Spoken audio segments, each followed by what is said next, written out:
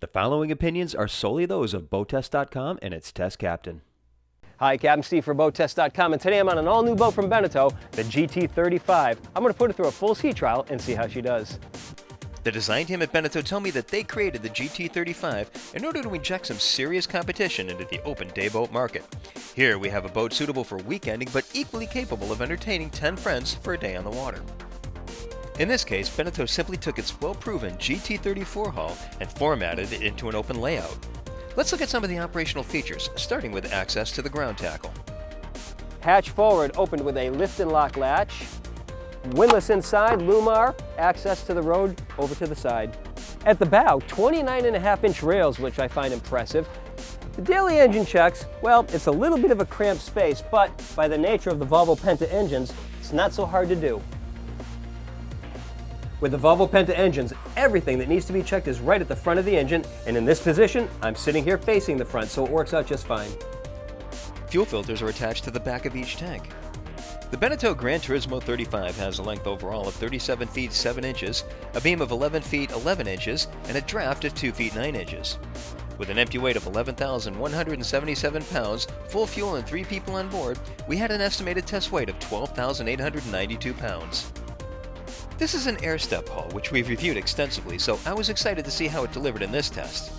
With a pair of 300 horsepower Volvo Penta 5.7-liter engines turning DP outdrives, we reached a top speed of 40 miles per hour.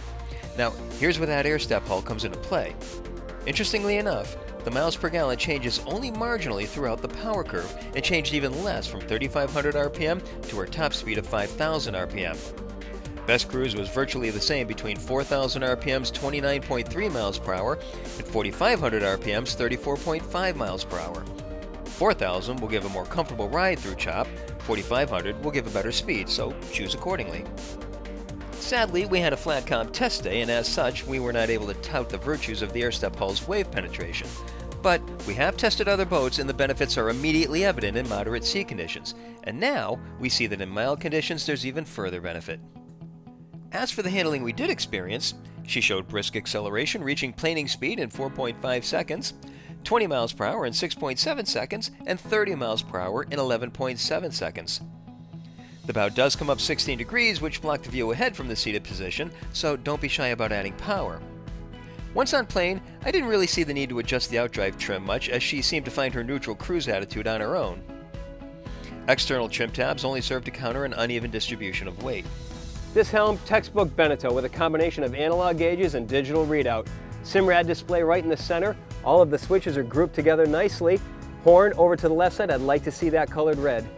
My feet are dangling, so I'd certainly like to see a footrest. Right now, I can use either the steps leading to the foredeck, or there's a step over to the starboard side. The seat is double wide. It's always nice when another set of eyes is looking forward, plus captains like having companions with them when they're driving the boat. The seat itself, the material, is a beige woven PVC. Now, I had a concern about the low profile of the windshield not being able to block wind, but I'm here to tell you that during our test, wind was going right over my head and it wasn't a problem. However, standing up, then of course I had a breeze. The hull is already set up for a bow thruster, so adding one takes less of an upcharge. The Volvo Penta digital controls to the starboard side, and just ahead, the stern drive joystick. Let's see how easy it is to dock the GT35. As for whether anyone can handle this nearly 38-foot boat, this should put that question to rest. Here's a tight area that we maneuvered to for docking. Once in position, I engaged the stern drive joystick and maneuvered easily into this slip. All it takes is gentle pulses of the joystick, not jerky movements like a video game. Patience is a virtue, and anyone can do it. And that's my full sea trial of the Gran Turismo 35 from Beneteau. For BoatTest.com, I'm Captain Steve. We'll see you on the water.